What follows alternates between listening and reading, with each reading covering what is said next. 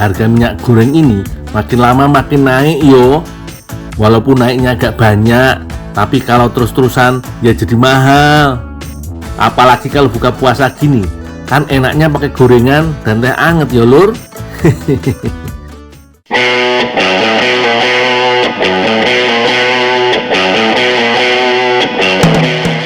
Tapi gak usah pusing, gak usah sedih.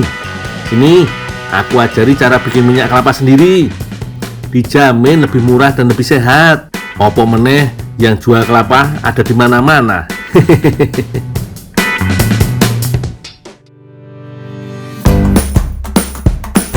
Kebetulan Lur, aku lagi berada di Desa Talawan Bajo, Minahasa Utara. Untuk memenuhi kebutuhan sehari-hari, di sini banyak warganya yang memanfaatkan hasil bumi. Salah satunya Tante Hawai Lur.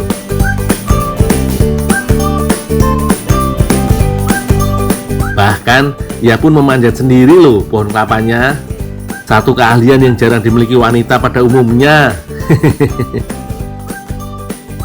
Soalnya memanjat kelapa dibutuhkan keahlian khusus. Gak sembarangan orang bisa memanjat kelapa yo, karena memang cukup berbahaya.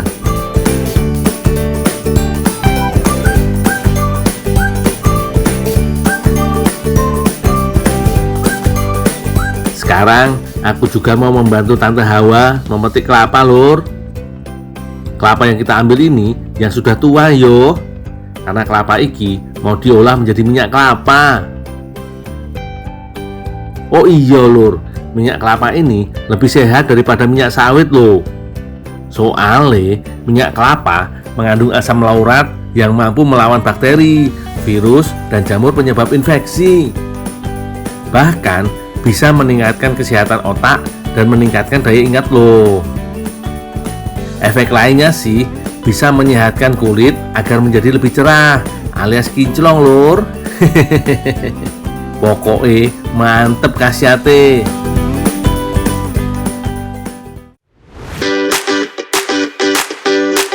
Wis, aku bikin minyak kelapa dulu yo.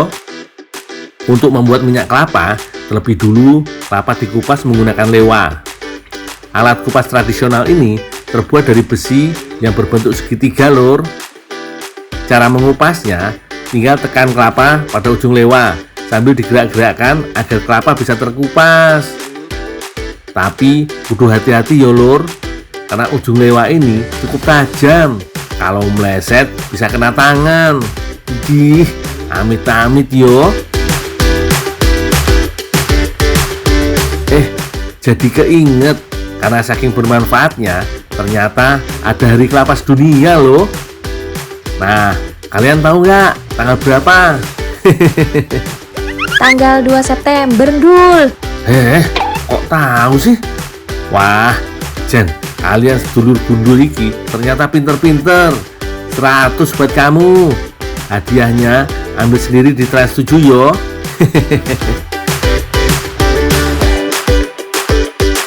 Wis, lanjut. Kelapa yang sudah dikupas tinggal dibelah menjadi 2 bagian agar lebih mudah ketika proses kukur atau parut kelapa.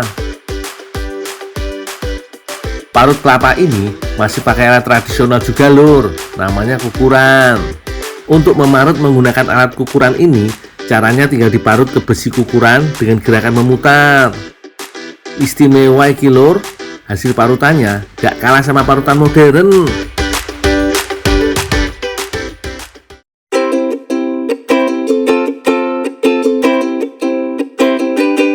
Sekarang aku menambahkan sedikit air untuk memeras kelapa parut.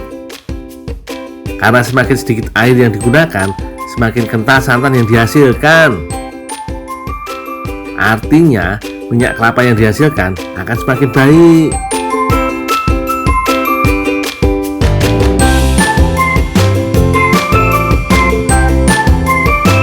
Oke lur, sekarang aku akan memasak santan kelapanya untuk dibuat menjadi minyak kelapa. Membuat minyak kelapa ini harus sabar-sabar yo, soalnya membutuhkan waktu sampai 3 jam lur. Apinya juga harus selalu diawasi, karena membuat minyak kelapa iki harus menggunakan api yang stabil. Ojo lali sambil terus diaduk lur. Membuat minyak kelapa sendiri seperti ini bagi sebagian warga pedesaan merupakan salah satu cara mudah dan hemat untuk mendapatkan minyak goreng.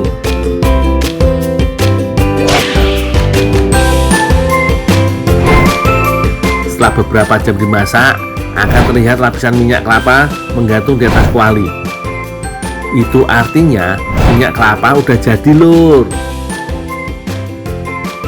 Nah, kalau yang mengendap di dasar kuali dan berwarna kecoklatan adalah sisa santan. Aku harus menyaringnya hingga mendapatkan minyak kelapa yang bersih. Minyak kelapa yang didapat akan digunakan untuk menggoreng perkedel daun ubi lur. Bahan utamanya adalah daun singkong yang dipotong halus, kemudian direbus. Sedangkan untuk bumbunya dibutuhkan cabai, jahe, dan bawang merah. Haluskan bumbu dengan cara diulek lur.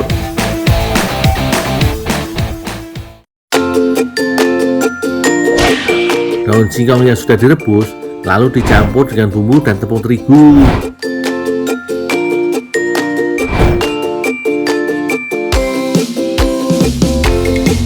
Tak ketinggalan juga ikan teri, garam, dan irisan daun bawang juga ikut masuk ke dalam adonan lur. Lalu aduk sampai semua bahan tercampur merata. Adonan perkedel daun ubi pun tinggal digoreng lur.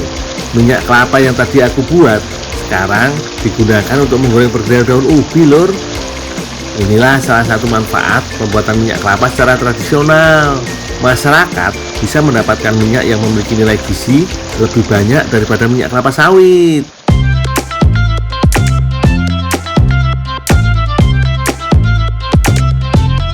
Ya wis, kita icip-icip yuk perkedel daun ubinya. Mumpung sudah buka puasa iki lur.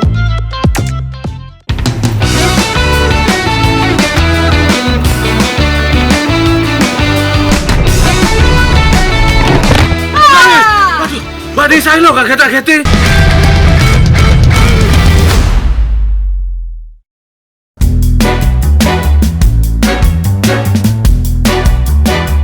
Lur, harga daging emang terus naik yo.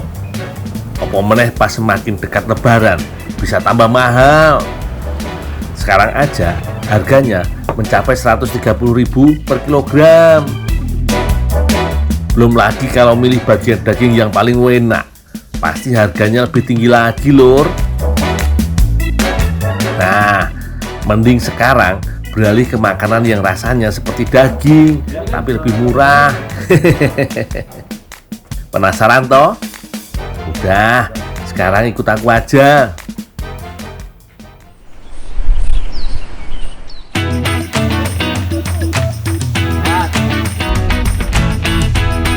Kebetulan lur, hari ini aku membantu Mbak Nisa mengangkut grajen. Katanya sih, grajen akan dipakai untuk membuat media tanam. Tebak lur, tanaman apa?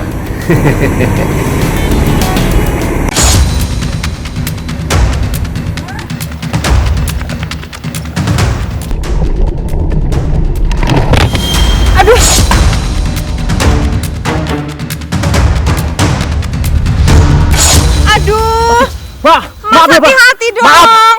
Aduh sakit. Hah? Coba. Ada yang luka nggak? Kamu tahu nggak ini apa ini? Kenapa kepalaku Iya sakit Pak. banget? Maaf Pak. Aduh. Nggak apa-apa, biar. Nggak apa-apa. Ayo, coba berdiri. Nggak apa-apa. Waduh, maaf ya Mbak. Tadi aku nggak bisa ngendaliin gerobak pas di jalan turunan. Jadinya malah bablas. Alhamdulillah, Mbak Nisa baik-baik saja. Wis, ayo lanjut nganterin grajen Mbak.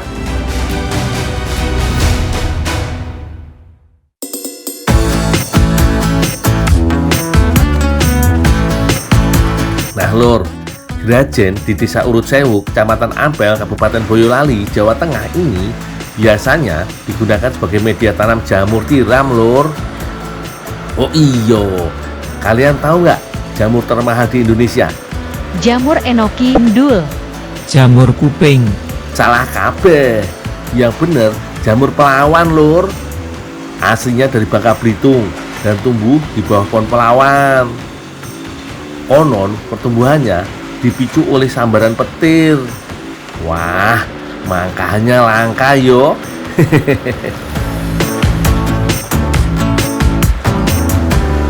Nah, ternyata media tanam jamur tiram tidak hanya memakai gerajen loh. Ada juga bekatul, kaporit, dan air.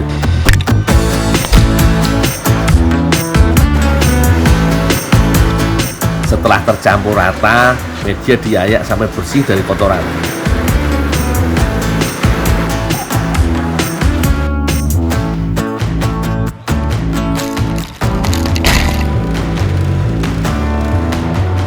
Budidaya jamur tiram yang dimiliki Pak Sri Haryanto ini termasuk skala besar. Gak heran kalau memakai mesin khusus untuk menakar dan membungkus media tanam.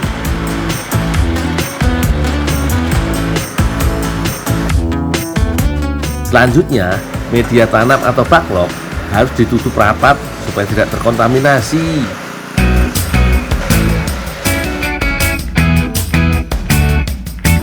Backlog lalu dipanaskan untuk memastikan mikroorganisme yang tidak diinginkan.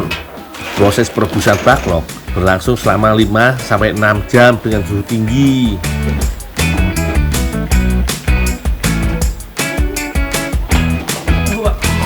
Nah, ini yang paling penting lur. Drum perebusan harus tetap rapat untuk menjaga suhunya stabil. Biasanya backlog baru bisa dikeluarkan dari drum sehari setelah perebusan.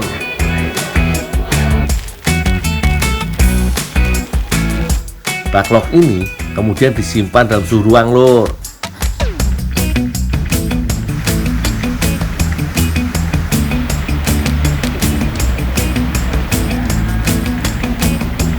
Pengisian bibit bisa dilakukan kapanpun. Yang penting harus hati-hati saat memasukkan bibit.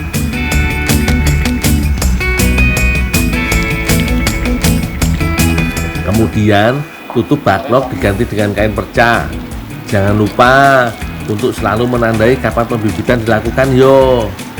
Soalnya ini akan jadi patokan waktu panen.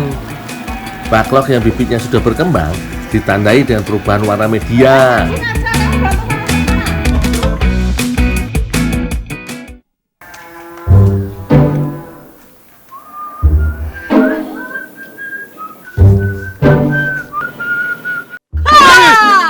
Mbak Desa lo kaget-kagetin. Ngapain di sini? Disuruh bantu panen Panen? jamur. Oh, Oh, Tuh, ya udah sampai buruan sakit. bantuin. Hampir copot jantungnya. Yang banyak belah mana, Mbak, jamurnya? Sini sama sebelah situ. Oh, ya tak panetin Mbak ya. Oke.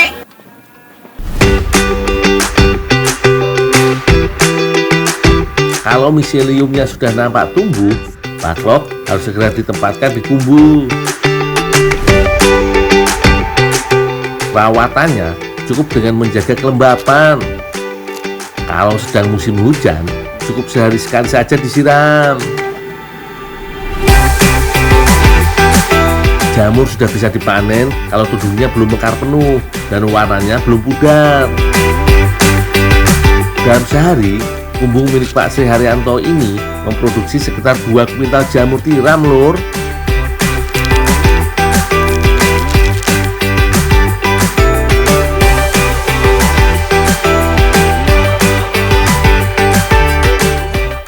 Mbak Desa, jamurnya udah dapat banyak nih, Mbak. Bawa masuk, dikukus habis itu ditumbuk aja. Oh, ya, Mbak.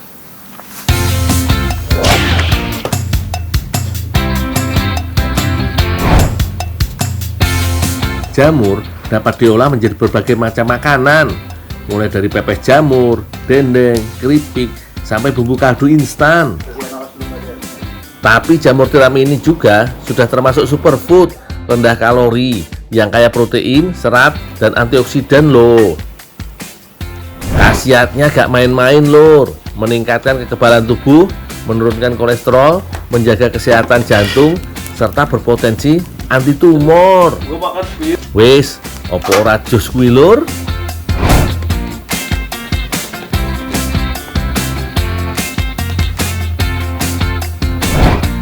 Jamur yang sudah dikukus lalu ditumbuk supaya mudah tercampur dengan adonan.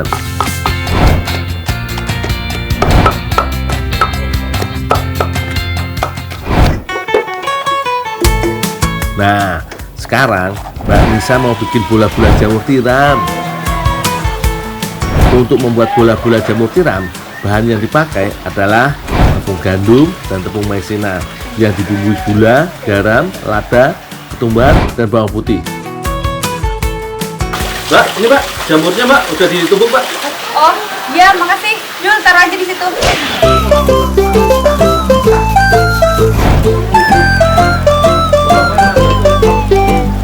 Kemudian adonan dicampur jamur. Untuk pewarna alami bisa memakai brokoli. Enggak hanya jadi pewarna saja ya lur, tapi juga bisa menambah gizi bola-bola jamurnya. Lanjut, kalau adonan dan warna sudah tercampur rata, bola-bola bisa dibentuk.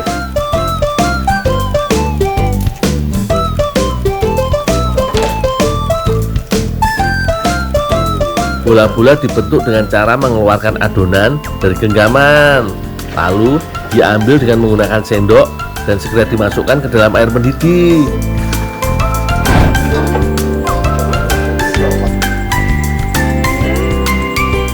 Bola-bola yang muncul ke permukaan tandanya sudah matang dan bisa diangkat.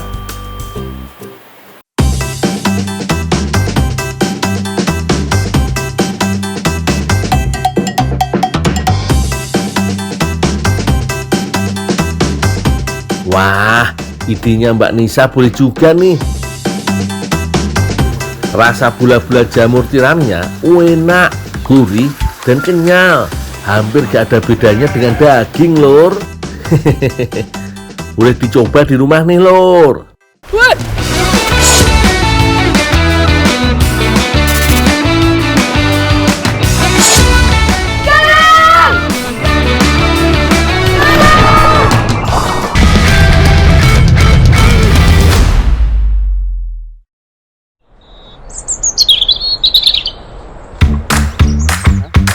Lur, bersama seorang pembina pramuka, Kak Rian.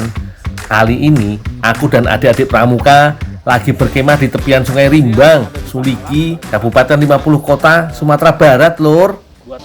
Jadi kalau kita kegiatan-kegiatan di luar kelas ini kita sering praktekin teknik hidup di alam bebas. THAB. THAB itu apa itu? Teknik hidup di alam bebas. Oh, berarti bukan kita pakai kata survival berarti ya? Oh, beda. Beda. Jadi survival itu adalah teknik untuk bertahan hidup. Bertahan hidup ya? Tapi THAB adalah teknik hidup di alam bebas. Teknik hidup di alam bebas dikenal dengan singkatan THAB. Biasanya emang dipelajari dalam kegiatan seperti pramuka, pencinta alam, atau pelatihan outdoor. Nih, coba nanti kita kenalkan buat adik-adik Iya. THAB lah. THAB Mas. Teknik hidup di alam bebas dengan memanfaatkan apa yang ada di apa yang sekitar ada di kita.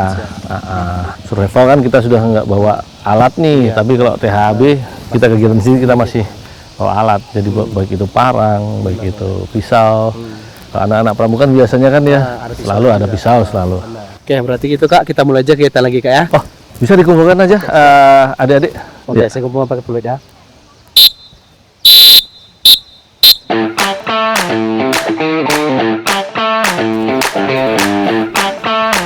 Diawali dengan berkumpul bersama dulu, Lur, untuk membangun kedisiplinan, kekompakan, dan kesiapan mental sebelum kegiatan dimulai.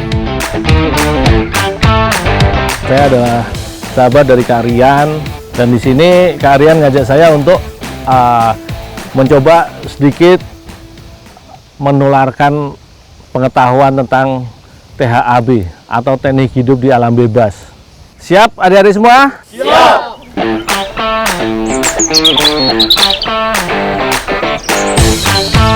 Saiki, aku bersama 8 orang lainnya berjalan sejauh 500 meteran menjauhi tempat perkemahan. Kami mau cari bambu dulu, Lur. Nah, kali ini bambu yang akan kita ambil adalah bambu untuk peralatan harian kita. Jadi bambu untuk membuat luka untuk perangkap ikan, bambu untuk masak sebagai pengganti alat masak, dan juga nanti bambu untuk parah-parah ya. benar sekali. Nah, yang kita butuhkan adalah bambu yang tidak terlalu tua dan juga tidak terlalu muda. Jadi yang bambu muda tapi tidak terlalu muda. Jadi nanti kalau dia dibelah, dia masih agak lentur. Kemudian kalau dia untuk masak, dia juga kandungan airnya masih banyak. Jadi nggak gampang terbakar. Lur, untuk mengetahui kualitas dan umur bambu bisa diketok-ketok gini yo. Bambu yang udah tua biasanya menghasilkan suara yang lebih nyaring dan keras. Sedangkan yang masih muda terdengar lebih berat. Bawahnya dia sudah mulai agak tua, tapi ke atasnya dia masih lumayan muda nih, masih lembut. Nah, kalau untuk alat masak, ini bagus nih, masih muda. Bisa dipotong aja pakai parang.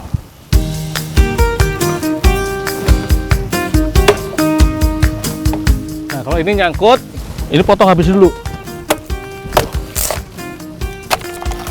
Nah, baru ini bawah tarik ke tempat yang lapang.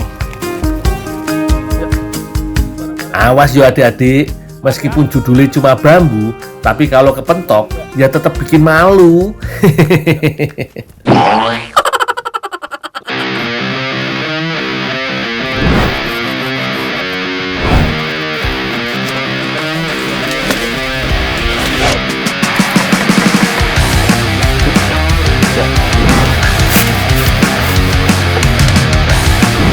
Setelah dipotong dan diambil seukuran yang dibutuhkan, langsung dipindahkan ke tempat yang agak lega dikit yo.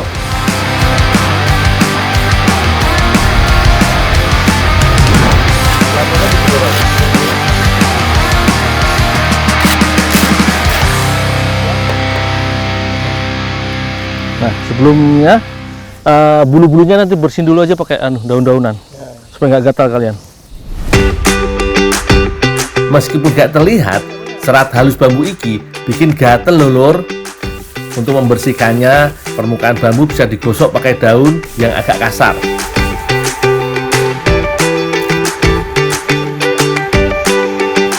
Lanjut, dipotong sesuai fungsi yang mau digunakan. Kalau bikin tempat masak, atasnya dilubangi dulu yo adik-adik. Bisa untuk tempat sayuran yang berkuah.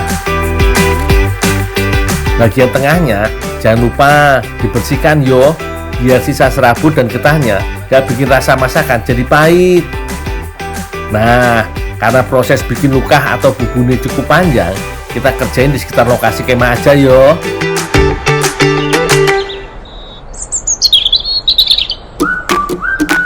Lur, bubu atau luka iki biasanya terbuat dari anyaman bambu yang digunakan untuk menjebak ikan di sungai atau rawa.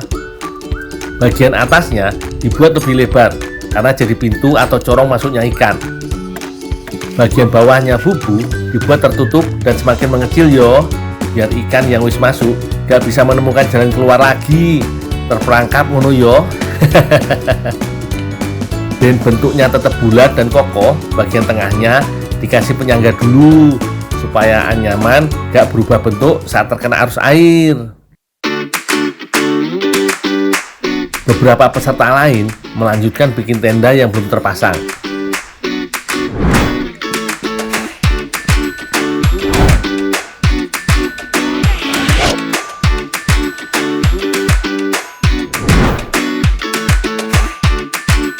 Adik-adik lainnya juga ada yang bikin bivak atau para-para sederhana lur. Nantinya dimanfaatkan untuk tempat bakaran.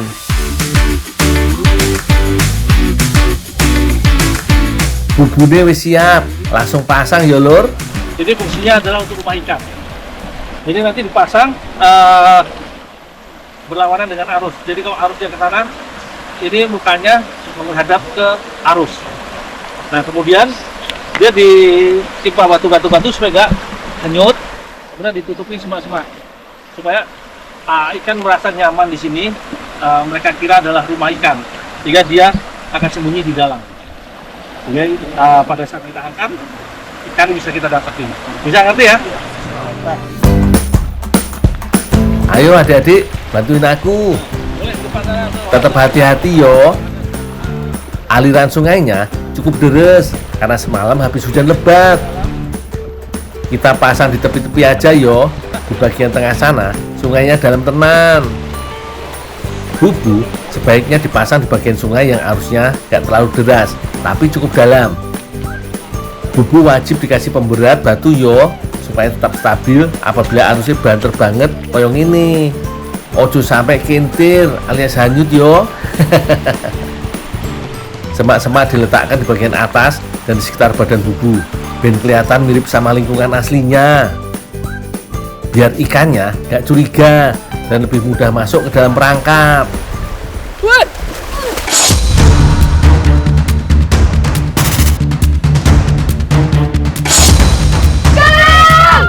Loh, Galang!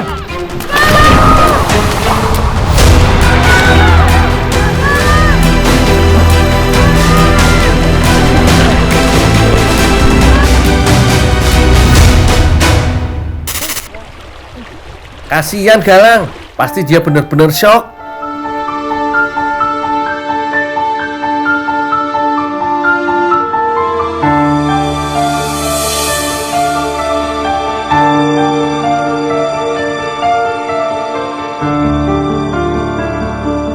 Lain kali, hati-hati yo le.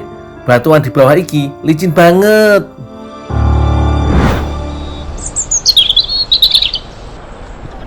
Nur, setelah kita tunggu kurang lebih 2 jam, bubu bisa diangkat. Yuk, kita buktiin yo, seampuh apa bubu buatan bocah-bocah iki.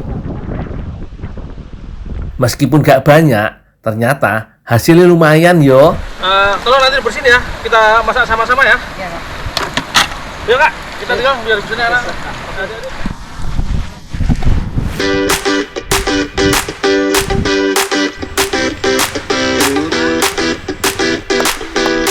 Nur, ikan hasil jeratan bubu wis mulai dibersihin. Buang insang dan kotoran di bawahnya ya, Dik. Sirip-sirip ikannya juga jangan lupa dibuang.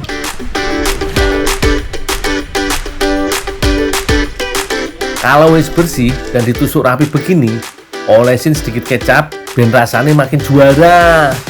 Langsung dibakar yo. Yah, ngeliat ikan begini aja pengen dang cepet-cepet maghrib lor. Peserta putri lainnya lagi masak genjer yang Kak Rian ambil diam-diam saat mereka lagi membangun tenda. Ditambahkan bumbu sederhana dan sedikit santan supaya gurihnya makin terasa.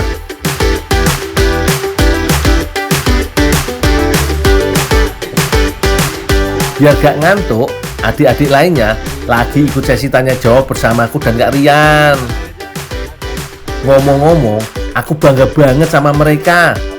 Berkemah di suasana Ramadan begini, semangat mereka gak pernah kendor lur. Satset yat-yat banget.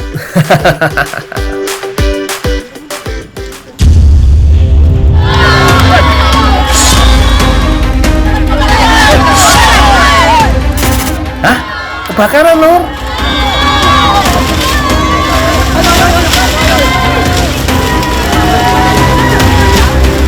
Waduh, mana bivaknya terbuat dari daun kering yang gampang terbakar pula.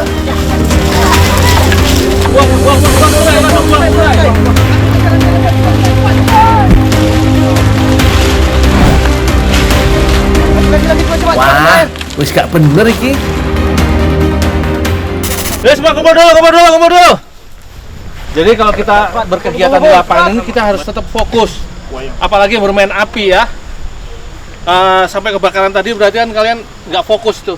Ketoke, mereka iki wis kecapean lur. Ditambah lagi mereka ini lagi puasa kan. Ya, nggak apa-apa. Yang penting ini jadi pengalaman berharga untuk adik-adik sekalian semuanya. Mereka tak bubarin dulu aja. Kalau diterusin gak bakal beres iki. Wes ya lur, biar aku dan Kak Rian beresin semuanya dulu.